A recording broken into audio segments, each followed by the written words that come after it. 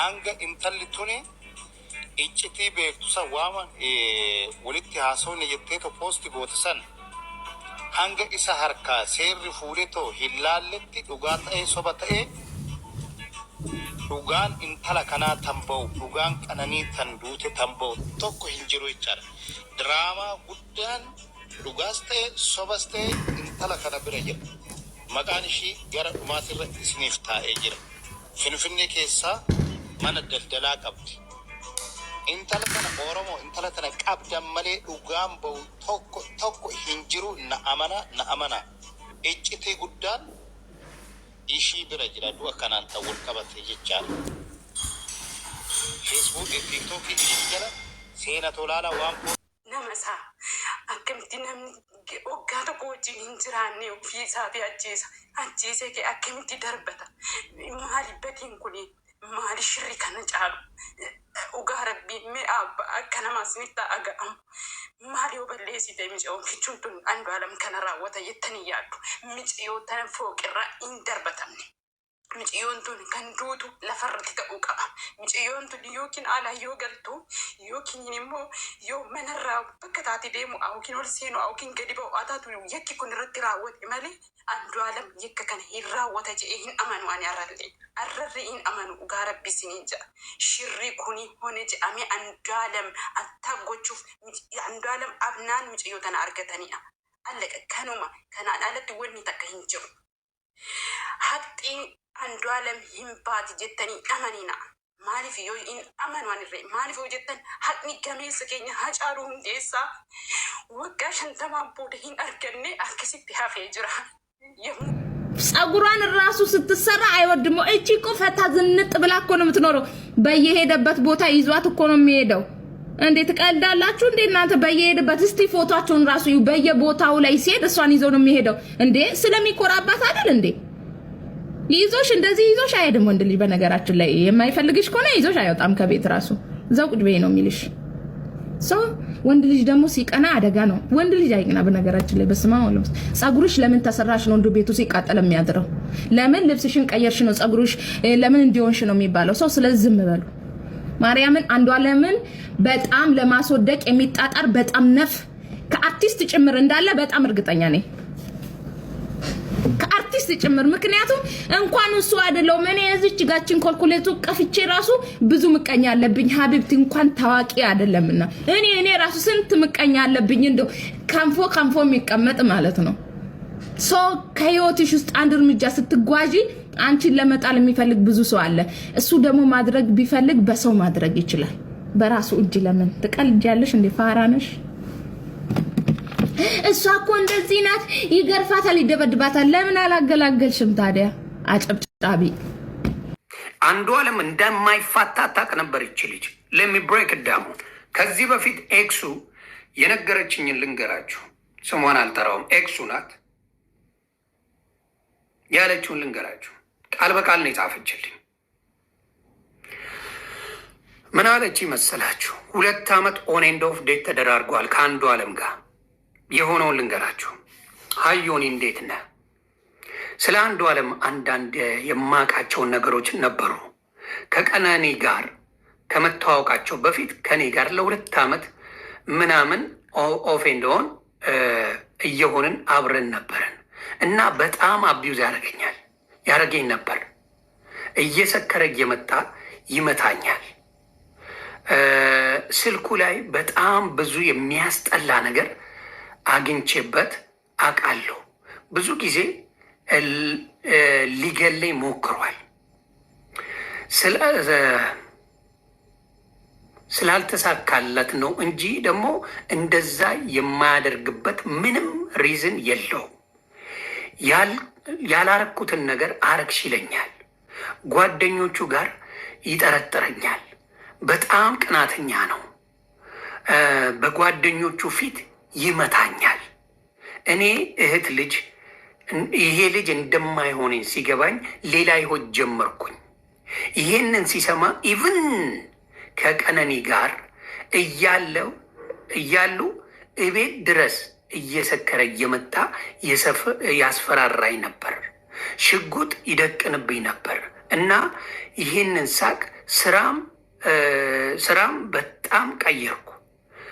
ስለ ስልኩንም ብሎክ አደረግኩት። እንደዛም ሆኖ ሲሰክር ይደውል ነበር ይመስለኛል። ቀነኒን የገደላት jaalatamtoota fi kabajamtoota hordoftoota fayyisee kan taatan hunduma keessanii bakki jirtanitti nageenyi koo kan jaalalaa isin bira haa ga'u isiniin jecha egaa viidiyoo biraa qabadhee isiniif dhiyaatee jira. hanga dhuma viidiyoo kiyyaatitti na wajjin turaadha. viidiyoo kana share like gochuudhaan namoota hedduu biraan akka geessan jaalalaa fi kabajaan isin gaafadha. egaa ani viidiyoon har'aa qabadhee isiniif dhiyaatetti waa'ee du'a modelistii Qananii Addunyaa irratti egaa wanti tokko wanti nani taasisaabe yoone maanyaa jechuudha. har'a akka nama Oromoo quuqamii intalli kun kan duute Oromoodha. abbaan manaa ishee immoo artistii Indaalam Gosaa Oromoodha. isatu informationii hin beekamne namni maqaa hin beekamne meesejii kan walii barreessaa turre jedhee wantoota tokko olola tokko kan olii gadi oofu sijjammar duraan dursee yoone maanyaa Oromoon akka du'u barbaada malee akka jiraatu hin barbaadu. Haacaaluu Hundeessaa ana akkan sababa ta'e tokkoffaa inni irratti duulee haala mijeesse kan ajjeechise Haacaaluu Hundeessaa yoone maanyaa jechuun ni danda'ama. Haacaaluu waa'ee fardaa irratti dubbate jedhee waan inni godhaa torban san keessatti Haacaaluun handu'e. egaa handaala immoo artistoota Oromoo keessaa yeroo ammaa kanatti sadarkaa tokkoffaa qabatee jiru sagalee olaanaa kan qabu isa kanallee sababa kanaaf fidee handaala miidhuuf malee dhugaa intalaa beekee dhugaa intalaa baasu akka hin taane kana beeka. sijjammar yoone maanyaa warra Amaaraa wajjin sagalee haa ta'u malee Oromoodha dhufe wanti inni Oromoo wal miidhe keessatti dhugaan guyyaa bahe hin ba'a. Indaalam nama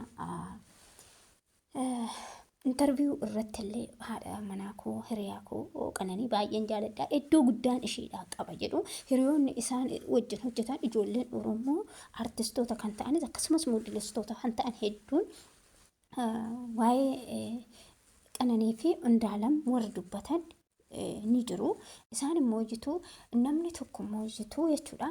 jireenya keessatti namni kamiyyuu qorumsa hin dhabu karaa adda addaatiin qorumuu danda'a. yeroo sanitti waggaa 2 dura meesejii walii barreeffameedhame meesejiin amma yaada ishoo ajandaa ishoo ta'aa deemaa jiru kuni namni tokko jireenya keessatti eenyumtu jechuudha. nama hangana beekamtii qaban kan karaa adda addaatiin qorumsi itti baay'atu kanaa miti namumti jechuudha. namumti normaaliin tokko qorumsa qaba. yeroo sanitti rakkoowwan jiru walii barreessuu danda'an kuni sababa du'a isheetiif walitti fide hin jiru. maaliif amma namoonni tokko Indaalam irratti murteessuudhaaf jecha jechuudha.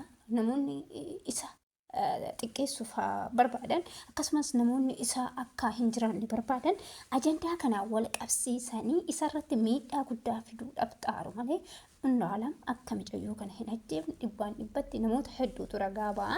waaqayyoon immoo dhugaa haa baasuun jedhaani gama kiyyaanii. egaa Indaalam micayyoo kana iddoo adda addaatitti haala modelistii taate haala istaayilii adda addaatiin hordofaa kan turte iddoo adda addaa kan ishee wajji suurawwan hedduun kan jiru. egaa namni tokko jechuudha namni tokko gaafa nama jibbu gaafa du'a ajjechaaf namaaf qophaa'u miti gaafa nama jibbu tokko akshiniin isaa hin beekama jechuudha.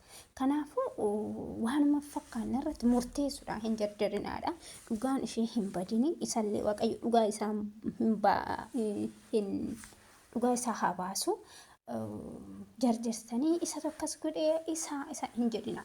waaqayyo dhugaa kan beeku waaqayyo dhugaa waaqayyo bira jira. dhugaa isheetillee waaqayyo haa baasu. isallee dhugaa ishee isaaf haa baasu.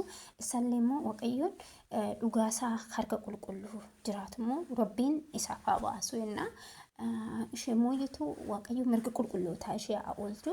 maatii isheetii fi akkasumas obbolaawwan ishee jaalatamtoota ishee miidiyaa kana irratti jiran hundaaf jajjabina hawwina.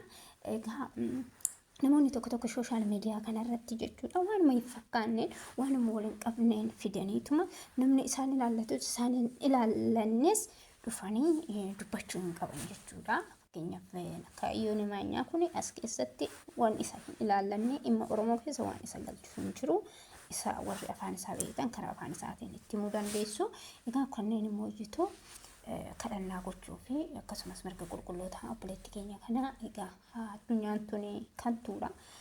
duuti jirraa har'a hamma jiraanne beekna malee hamma jiraannu hin beeknu hundi keenya akkatti duunu hin beeknu kanaafuu murteessuun dura wantoota jiru dhaggeeffannee adda baafachuu qabna. Murteessuu jarjaruun gaarii miti isiniin jechuun barbaade iddoon dugunguratti dhiifama isiniin jechaa yaada fi qeeqa qabdan koomentii jalatti akka barreessitan jaalalaa fi kabajaanaa isin gaafadha. Egaa yaaduma kana miira keessa jiru ibsachuuf malee biiziin ture hojiirra jira kanaaf sagalee atattamaan isinii dubbachuu dhufe dhiifama isiniin jecha turtii gaarii halkan gaarii.